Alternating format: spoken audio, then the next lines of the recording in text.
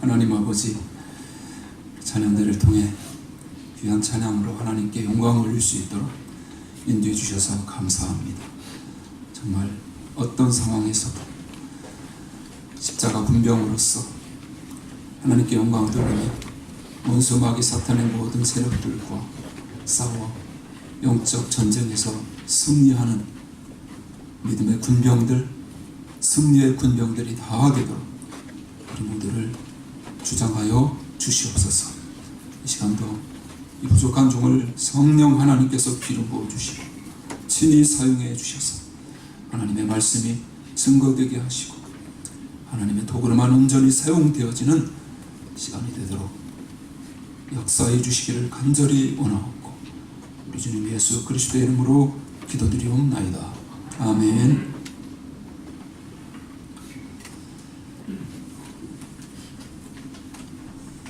지난주 말씀 잘 암송하셨나요?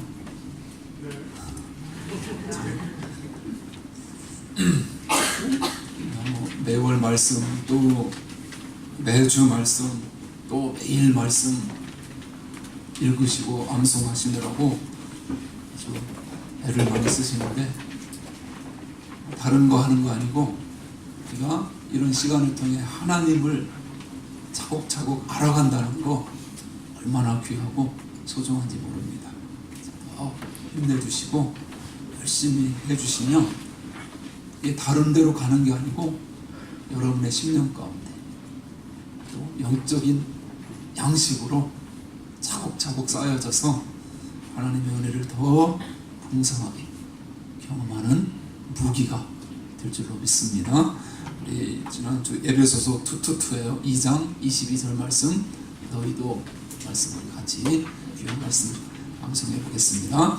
너희도 성령 안에서 하나님의 거하실 처소가 되기 위하여 예수 안에서 함께 지어져 가느니라. 에베소서 2장 22절 말씀. 아멘. 그런 은혜가 넘치시기 바랍니다. 함께 하실까요? 미래를 인도하시는 하나님, 우리의 미래까지도 주장하시고 섭리하시고 간섭하시고 인도하시는 그 하나님을 이제 여호수아서 오늘 마지막 말씀인데요, 24장 통해서 함께 주의 은혜를 나누도록 하겠습니다. 우리는 지난 시간 앞장인 23장을 통해서 여호수아의 유언의 메시지 중에서 전반부를 살펴보았습니다. 전반부에서는 메시지를 듣는 대상이 중요하다고 했습니다. 그 대상은 바로 이스라엘의 리더들이었습니다. 이제 메시지의 후반부에서는 청중이 지도자들을 포함해서 전 백성들로 확대됩니다. 그런데 여기서 더 중요한 것은 누구를 대상으로 말하는가 하는 것보다 여호수아가 지금 어디에서 말하고 있는가 하는 것입니다. 우리 오늘 24장 1절 말씀 우리 같이 읽겠습니다. 1절입니다. 여호수아가 이스라엘 모든 지파를 세겜에 모으고 이스라엘 장로들과 그 두령들과 재판장들과 유사들을 부르매 그들이 하나님 앞에 보인지라. 이스라엘의 역사에서 중요한 지명이 몇 군데 나옵니다. 첫째로 중요했던 역사적 현장은 길갈입니다. 길갈. 그들이 요단을 건너자마자 요단을 건넜다는 기적의 상징으로 기념비를 세운 곳이 바로 길갈입니다. 9일에 내 자손들이 이 돌들이 무슨 뜻이냐 묻거든 이러이러한 하나님의 은혜와 하나님의 기적의 역사가 있었음을 증언해 주라고 명령하신 곳입니다. 그래서 길갈은 그런 역사적 기념비가 세워진 장소이면서 동시에 이스라엘 백성들이 할례를 받은 현장이기도 합니다. 게다가 이 길갈이라는 지명은 모든 애굽의 수치가 굴러갔다는 뜻입니다. 그러니 얼마나 중요한 장소인가요?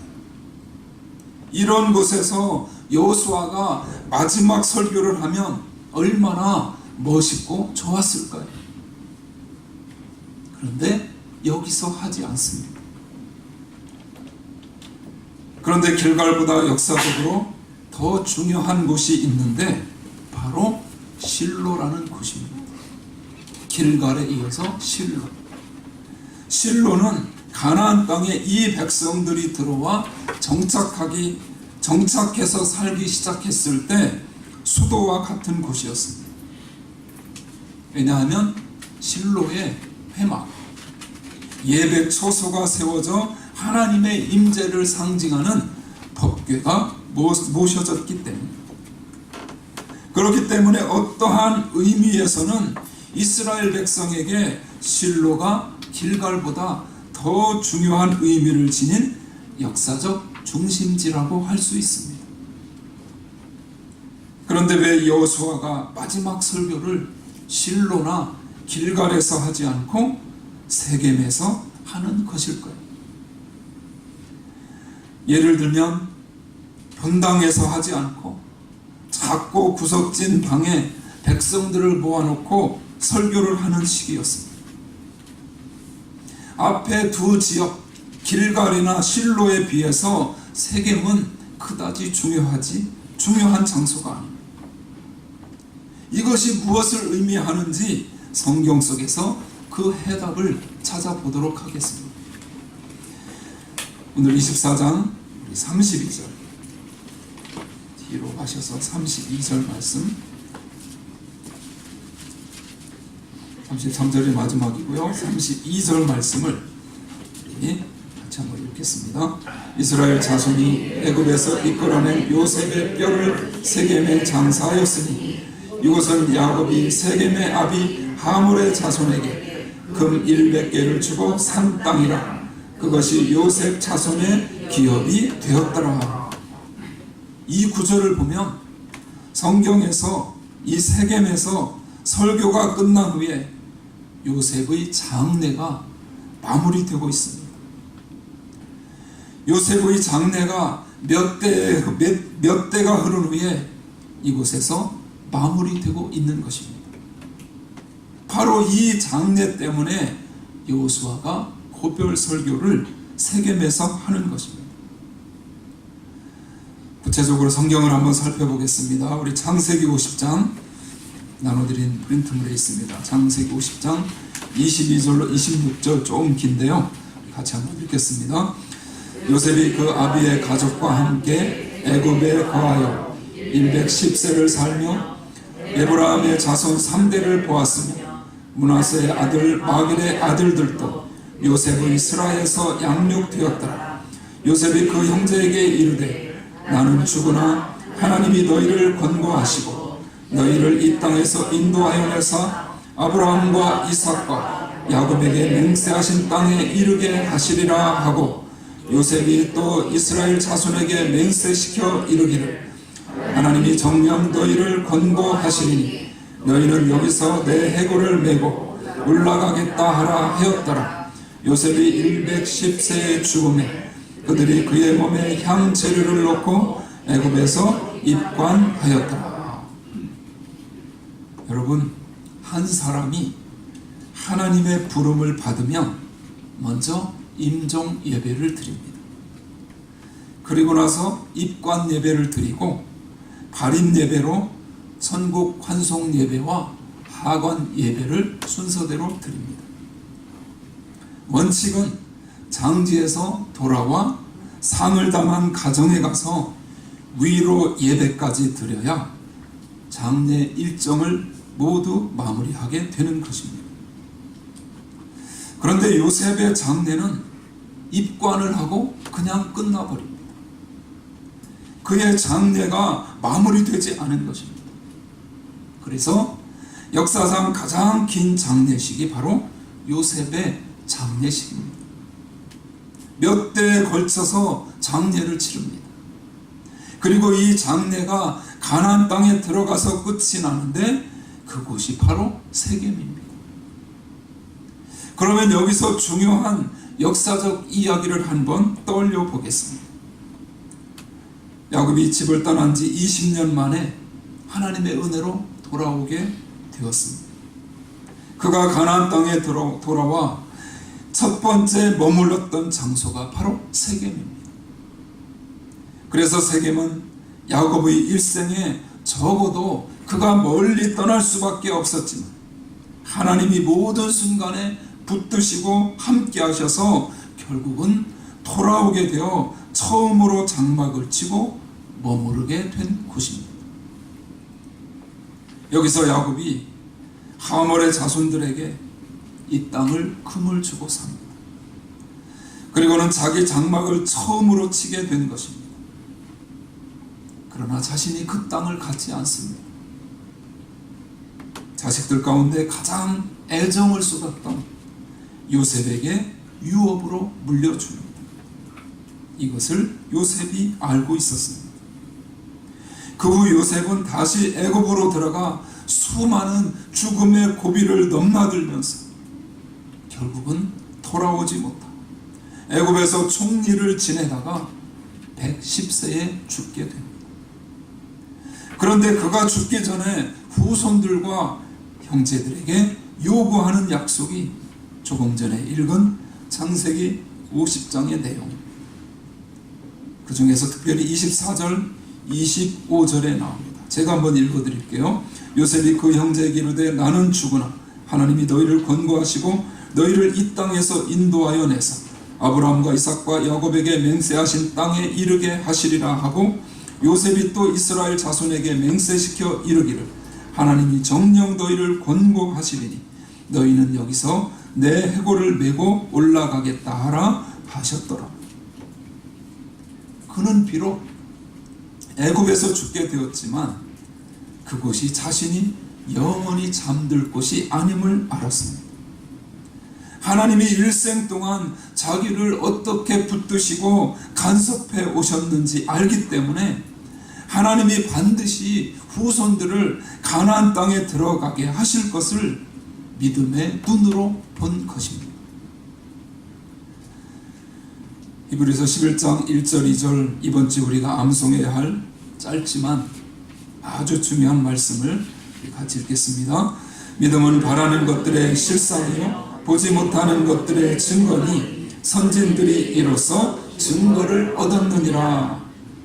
믿음은 바라는 것들의 실상이요 보지 못하는 것들의 증거니. 이 말씀처럼 요셉은 자신이 가나안 땅에 직접 들어가지 못하지만 믿음의 눈으로 그 실상을 본 것입니다. 그래서 후손들에게 자신을 애굽에 묻지 말고 입관만 하겠다는 약속을 받아냅니다. 그리고 요셉이 죽은 후 몇 대의 세월이 흐르고 나서 그제야 그의 장래가 세겜 땅에서 이루어집니다.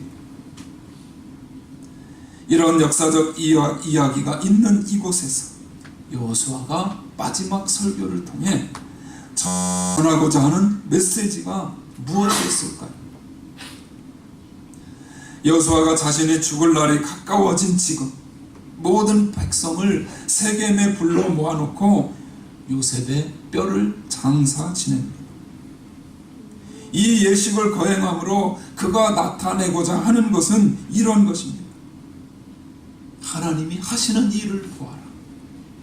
우리가 여기까지 들어와 이 땅을 정복하고 살게 된 것도 하나님의 언약의 성취이자 완성임을 눈으로 똑똑히 보고 깨달아라. 이런 메시지를 자신이 죽기 전에 백성들에게 뼈에 사무치도록 각인시키는 것입니다. 그러면 그의 마지막 설교인 오늘 24장 2절로 13절에서 여호수아가 무슨 얘기를 하는지 구체적으로 살펴보겠습니다.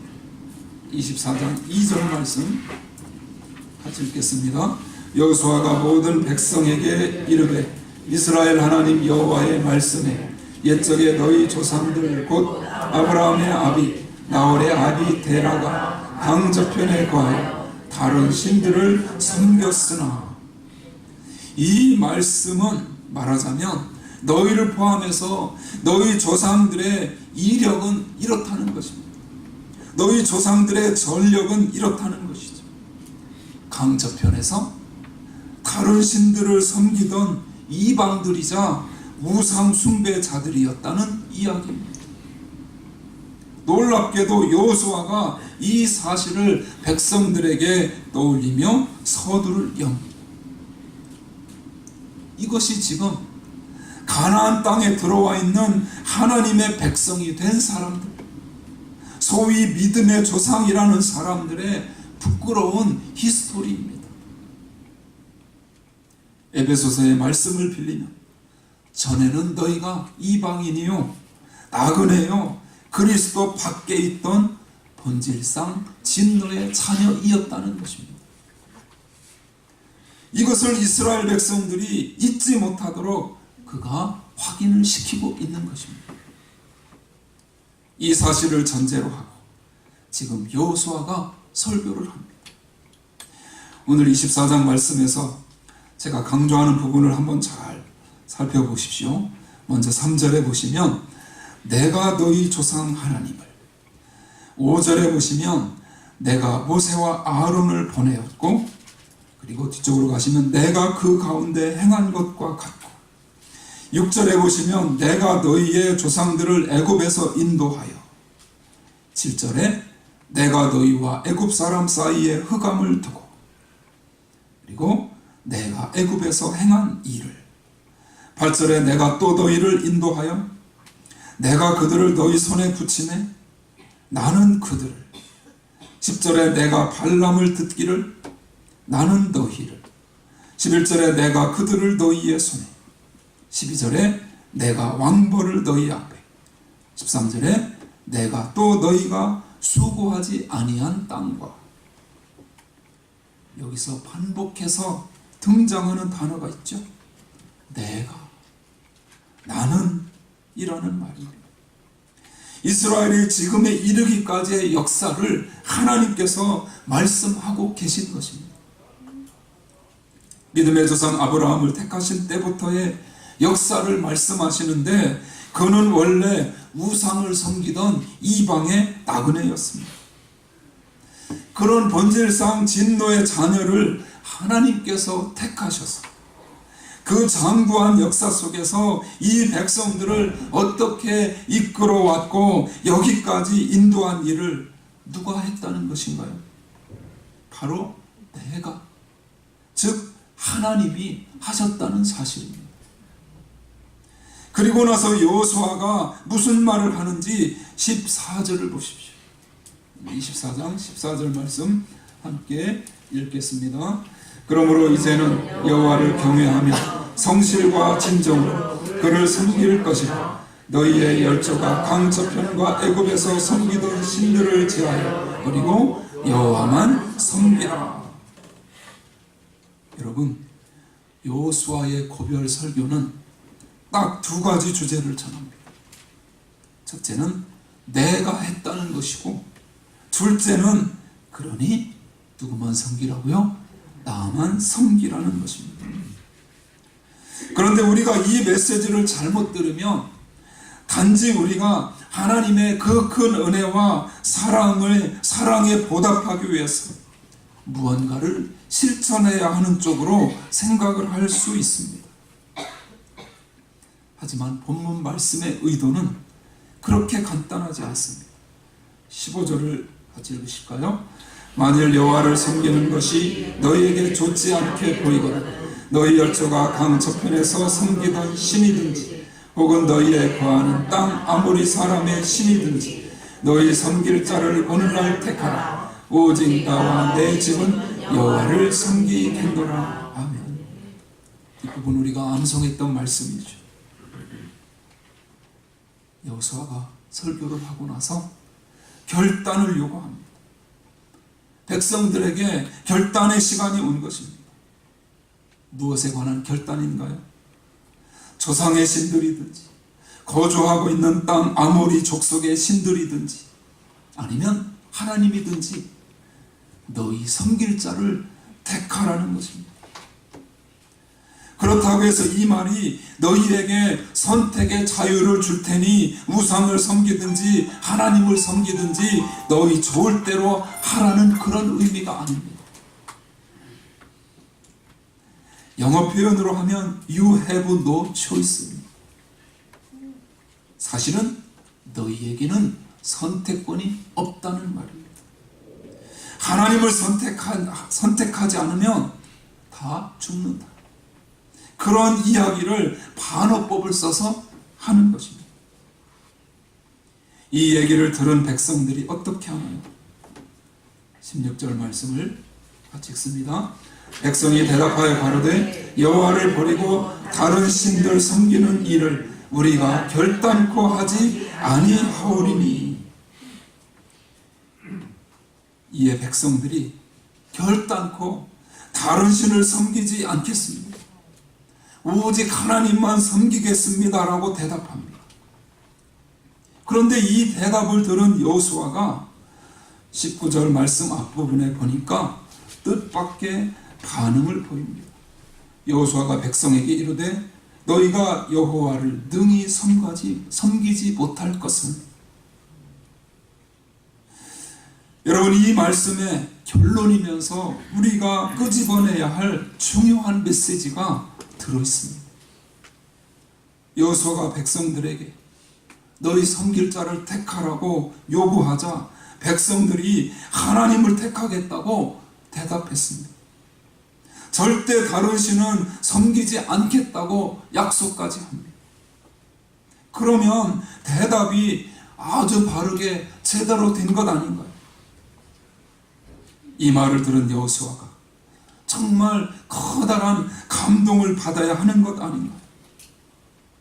그런데 의외로 찬물을 끼얹습니다. 너희들은 절대로 하나님을 섬기지 못한다. 이 말은 무엇을 의미할까? 여호수아가 말하는 섬김과 백성들이 말하는 섬김의 의미가 다르다는 말입니다. 그러면 이 두 가지 섬김의 의미가 어떻게 다른지 성경을 통해 확인해 보겠습니다. 먼저 17절 18절 말씀 같이 읽겠습니다. 이는 우리 하나님 여호와 그가 우리와 우리 열조를 인도하여 애굽 땅 종되었던 집에서 나오게 하시고 우리 목전에서 그 큰 이적들을 행하시고 우리가 행한 모든 길에서 우리가 지난 모든 백성 중에서 우리를 보호하셨음이며 여호와께서 또 모든 백성 곧 이 땅에 거하던 아모리 사람을 우리 앞에서 쫓아내셨습니다. 그러므로 우리도 여호와를 섬기리니 그는 우리 하나님이시니이다. 여기에서 백성들이 하나님을 섬기겠다고 결단을 하면서 그 이유와 명분을 얘기하는데 이런 뜻입니다. 내가 하나님을 통해 기적을 경험했고 은혜를 받았으니 그 은혜에 보답하겠습니다. 다시 말해서 내가 십자가의 보배로운 피로 구속함을 받아 하나님의 자녀가 되었으니 이제는 그 사랑을 갚으며 살겠습니다 라는 말입니다. 그런데 여호수아는 그렇게는 하나님을 섬길 수 없다고 아주 단호하게 말합니다. 그러면 여호수아가 그 이유를 어떻게 설명하는지를 우리는 보아야 합니다. 19절 말씀을 같이 읽습니다. 여호수아가 백성에게 이르되 너희가 여호와를 능히 섬기지 못할 것은 그는 거룩하신 하나님이시여 질투하는 하나님이시니 너희 허물과 죄를 사하지 아니하실 것임이라. 여호수아는 이스라엘 백성이 하나님을 능히 섬길 수 없는 이유를 두 가지로 듭니다. 첫째는 하나님이 거룩하시기 때문입니다. 두 번째로는 질투하시는 하나님이시기 때문이라고 말씀합니다. 그러면 여기서 먼저 질투하시는 하나님에 대해 생각해 보겠습니다. 여러분, 질투라는 단어의 개념에는 사랑이라는 강력한 속성이 들어있습니다. 사랑이 없으면 질투도 없다는 말이죠. 그러면 하나님이 누구를 놓고 질투하신다는 말인가요? 바로 저와 여러분입니다. 하나님은 우리가 아주 조금이라도 한눈을 팔거나 딴짓하는 것을 못 견뎌 하신다는 말씀입니다. 그렇게 질투하시기까지 우리를 사랑하시는 것입니다. 하나님의 이 마음을 우리는 알아야 합니다. 다음으로 또 하나의 이유인 거룩하신 하나님에 대해 생각해 보겠습니다. 우리는 하나님께 받은 은혜와 사랑에 보답하기 위해 섬기며 살겠다고 하지만 우리는 그럴 수 있는 능력이 안 된다는 것입니다. 여러분, 우리가 10년, 20년, 30년 신앙생활을 했어도 뭔가 자신이 자꾸만 부족한 것을 그런 느낌이 듭니다. 물론 필요한 부분이기도 하지만 그러한 것이 자꾸만 계속되다 보면 어떤 신앙생활 속에서 어떤 영적인 보람과 만족을 찾지 못하고 그런 것을 경험하지 못하면서 나아가다 보면 신앙생활을 하면 할수록 피곤해질 수 있다는 것이죠. 하나님이 우리에게 부어주신 그 한량없는 사랑과 은혜를 우리의 노력과 행위로 도저히 갚을 수 없습니다. 왜 그런가요? 그분이 거룩하시기 때문입니다. 그런데 성경 어디에서도 우리에게 하나님의 사랑을 받은 것에 대해서 다 갚으면서 살라고 요구한 내용을 찾아볼 수 없습니다. 그러므로 우리는 교회에서 누가 더 깨끗한지 쓸데없는 비교를 하지 말아야 합니다. 하나님이 보실 때는 검은 것이 콧등에만 묻은 사람이나 얼굴 전체에 묻은 사람이나 다 똑같습니다. 조금 죄인, 많은 죄인이 없습니다. 죄인이면 다 그냥 죄인입니다. 그런 것을 자꾸 경쟁하며 누가 더 잘났는지 싸우면서 그 사랑에 보답하여 하나님이 요구하신 적이 없다는 것입니다. 아브라함부터 여호수아에 이르기까지 백성들까지는 그만두고 지도자들만 놓고 한번 생각해 보십시오. 지도자들이 어떤 사람들이었나요? 거짓말쟁이요, 사기꾼이었습니다. 그들이 모세요, 야곱이며 이삭이고 아브라함이었습니다. 믿음의 조상으로 인정받은 아브라함만 봐도 그렇습니다. 남의 나라에 들어가다가 두려움 때문에 자기 아내를 누이라고 거짓말을 한 것이 들통나서 수치를 당하지 않았습니까? 또 계약서까지 만든 하나님의 약속을 끝까지 믿고 기다렸나요? 그것을 기다리지 못해서 결국 자신의 방법대로 자녀를 낳았습니다. 그런데 그렇다고 해서 하나님의 계획이 취소되었나요? 아닙니다. 그래도 하나님, 그럼에도 불구하고 아브라함에게 하신 약속을 그대로 다 이행하셨습니다. 야곱은 어떠했나요? 그 사기꾼을 하나님이 만지시고 다루셨어요. 결국은 바로에게 안수를 해주는 영적 거목으로 만드셨습니다. 이것을 다 하나님이 하셨습니다. 그러므로 이제 우리는 없는 능력으로 하나님께 뭔가를 해드리겠다고 힘겹게 다른 사람들과 경쟁하며 다투는 것을 끝내야 합니다. 그런 것이 아니라 하나님을 사랑하고 그분의 사랑을 누리는 복음의 생명을 새롭게 맛보는 차원으로 들어가야 할 줄로 믿습니다. 그래야 우리의 신앙생활이 늘 기쁘고 새로워지지 않겠습니까? 하나님이 하셨고 앞으로도 하나님이 하실 것을 믿으시기 바랍니다. 여러분, 교회도 마찬가지입니다. 다른 교회 볼 거 없고 우리 주말씀 교회를 한번 생각해 보십시오. 주말씀 교회를 세우신 분은 하나님이십니다. 하나님이 하셨습니다. 그리고 여기 계신 여러분 한 분 한 분을 주말씀 교회 안에 들어오게 하셨고 지금까지 있게 하신 분도 역시 하나님이십니다. 분명히 여러분 한 분 한 분을 향한 하나님의 특별하신 섭리하심과 또 계획하심이 있음을 우리는 깨달아야 합니다.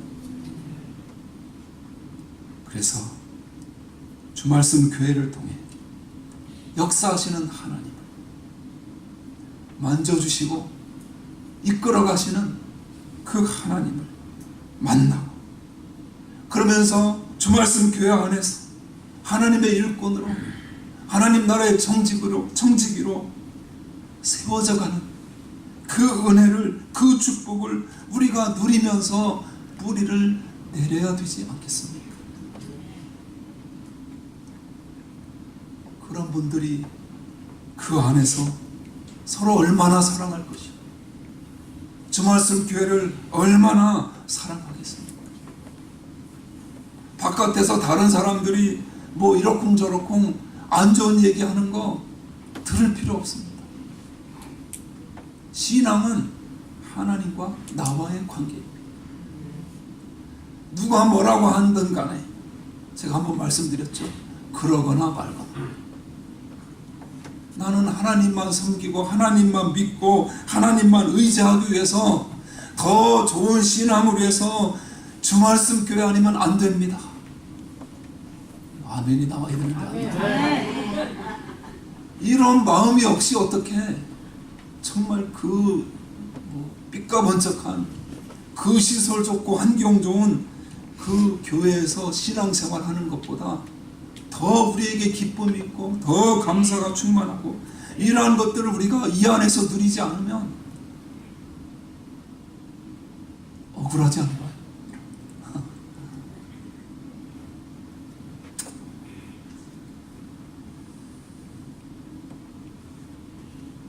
정말 어떻게 하면, 어떻게 신앙생활하면 우리의 믿음이 성장할까?